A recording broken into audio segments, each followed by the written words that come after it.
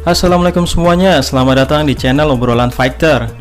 UFC 260 telah usai, di mana ini adalah event bersejarah terutama bagi kelas heavyweight, di mana fighter heavyweight terbaik sepanjang masa harus rematch dengan fighter dengan pukulan terkuat di dunia. Langsung aja tanpa basa-basi. Dimulai dari early prelims, yaitu Marc-André Barriault melawan fighter yang populer di Maroko, yaitu Abu Azaitar. Oh ya, Abu Azaitar itu berbeda loh ya dengan Othman Azaitar. Jadi Abu Azaitar itu adalah kakak dari Othman Azaitar. Othman Azaitar memang sempat bermasalah dengan pihak UFC karena melanggar protokol, tapi UFC akhirnya memaafkan Othman dan memberi kesempatan kedua. Namun bukan berarti Abu Azaitar bukan sosok yang tidak spesial. Melihat dari followernya saja, lebih dari 1 juta followers. Bahkan mendapat banyak dukungan, mulai dari Belal Muhammad, Kamaru Usman, Khabib Nurmagomedov, Ali Abdelaziz, dan masih banyak lagi. Namun sayangnya Abu Azaitar kalah dari Barriault.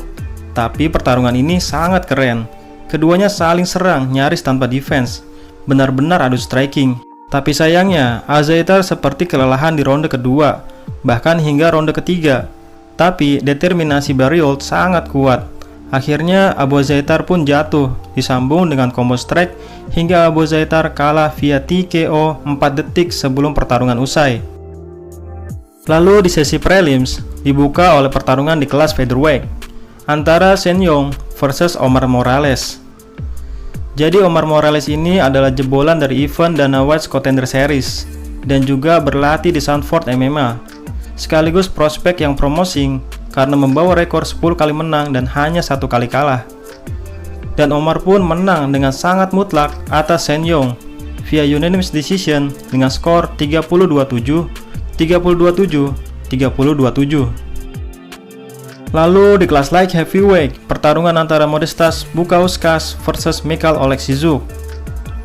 Dengan saling adu striking hingga 3 ronde penuh, akhirnya Mikhail Oleksiejczuk menang via unanimous decision. Lalu di pertarungan selanjutnya di kelas welterweight, Abu Bakar Nurmagomedov versus Jared Gooden. Di ronde pertama di mana kita melihat stance Abu Bakar sangat mirip dengan Khabib Nurmagomedov. Namun di tengah pertarungan, Abu Bakar sempat mencolok mata Jared Gooden. Namun Gooden mampu melanjutkan pertarungan. Abu Bakar menyerang Gooden dengan combo strike yang mengerikan. Di ronde ketiga, Abu Bakar membawa Gooden ke pertarungan bawah hingga pertarungan usai dan dimenangkan oleh Abu Bakar via unanimous decision dengan skor sangat telak, yaitu 30-27, 30-27, 30-27. Setelah usai, kita melihat lagi Khabib Nurmagomedov sebagai cornerman bersama Usman Nurmagomedov dan Javier Mendez. Lalu di pertarungan prelims terakhir di kelas light heavyweight lagi, Alonzo Menifield versus Fabio Siren. Ini adalah pertarungan pertama Fabio Siren di UFC dan datang dengan 3 kemenangan beruntun sebelum masuk UFC. Tapi mendapat lawan yang berat, yaitu Alonzo Menifield. Dan benar saja, hanya dalam 1 menit di ronde pertama dengan mudahnya Alonzo takedown Fabio Siren. Fabio pun mungkin bermaksud melakukan guillotine choke, tapi setelah dibanting, Alonzo melakukan salah satu kuncian paling langka di UFC, yaitu Von Flue choke, yang mungkin hanya Vincent Brooks yang pernah melakukannya. Bahkan, gue sebut kuncian itu adalah OSP choke. Dan kebetulan, di fight sebelumnya Alonzo kalah dari OSP. Dan akhirnya Fabio Siren pun melakukan tap, dan Alonzo pun dinyatakan menang via submisi dengan teknik Von Flue choke di ronde 1 di menit pertama. Lalu tiba di main card, dimulai dari kelas lightweight. Jamie Mullarkey menang dengan sangat cepat, yaitu via KO dengan punch-nya hanya dalam 46 detik atas Khama Worthy. Lalu di kelas wanita satu-satunya antara Gillian Robertson versus Miranda Maverick. Pertarungan didominasi oleh petarung muda yang berusia 23 tahun itu. Walaupun keduanya saling takedown, tapi Miranda tetap mendominasi 3 ronde penuh. Hingga Miranda dinyatakan menang via unanimous decision dengan skor 30-27, 30-27, 29-28. Lalu ini pertarungan yang paling gue tunggu, yaitu Sean O'Malley melawan Thomas Almeida. Buat yang belum tahu siapa Sean O'Malley, silahkan tonton di video sebelumnya profil lengkap Sean O'Malley. Sean O'Malley lagi-lagi datang lebih nyentrik, kali ini dengan rambut dengan warna yang lebih banyak. Di ronde pertama sebenarnya O'Malley sudah mendominasi, bahkan sempat O'Malley melayangkan knie dan punch-nya, tapi O'Malley malah kepedean. O'Malley kira wasit hentikan pertarungan, gak taunya lanjut. Di ronde kedua, O'Malley masih tidak hilang dari kebiasaan lamanya, yaitu mendarat dengan buruk, yang mana hampir saja Almeida menghantam O'Malley hingga KO. Di ronde ketiga, O'Malley masih terus mencari celah dengan terus mengganti kuda-kudanya sepanjang pertarungan. Almeida sebenarnya sudah lemah, bahkan saat didorong pun Almeida pun jatuh, disambut dengan pukulan hingga akhirnya O'Malley dinyatakan menang via KO di ronde ketiga. Hal ini tentu sangat membuat Dana White senang, karena memang Sean O'Malley adalah anak emas UFC. O'Malley pun mendapat penghargaan Performance of the Night. Selanjutnya dari kelas welterweight, antara mantan juara Tyron Woodley melawan Vicente Luque. Buat yang belum tahu siapa Vicente Luque, di ronde pertama terlihat Woodley mencoba bergulat, tapi Luque mampu membalikkan keadaan. Walaupun lebih sering clinch, tapi akhirnya Luque melayangkan hook dengan tangan kirinya dan membuat Woodley goyah, disambut dengan combo strike. Selang berapa lama, kali ini hook dari tangan kanan membuat Woodley goyah dan membuat Woodley tidak berdaya. Luque pun langsung mengunci Woodley. Woodley tidak mampu melepas kuncian Luque, bukan karena tidak bisa, tapi tidak mampu. Karena Woodley bersabuk hitam Brazilian Jiu-Jitsu, sedangkan Luque bersabuk coklat. Tapi karena Woodley sudah lemah akibat beberapa hook tadi. Dan akhirnya Luque menang via submisi dengan teknik The Arc Choke hanya dalam satu ronde di menit ketiga. Lalu inilah partai yang paling ditunggu fans MMA, yaitu perebutan sabuk kelasnya para titan, yaitu kelas heavyweight. Sebenarnya dari awal pertarungan ini dijadwalkan, gue merasa curiga dengan pihak UFC yang seolah berharap Stipe kalah. Karena pertarungan ini diadakan di bulan Maret, yang mana sebelumnya Stipe cedera dan dikabarkan sembuh di bulan Maret. Tapi entah kenapa perebutan sabuk miliknya justru terjadi di bulan Maret.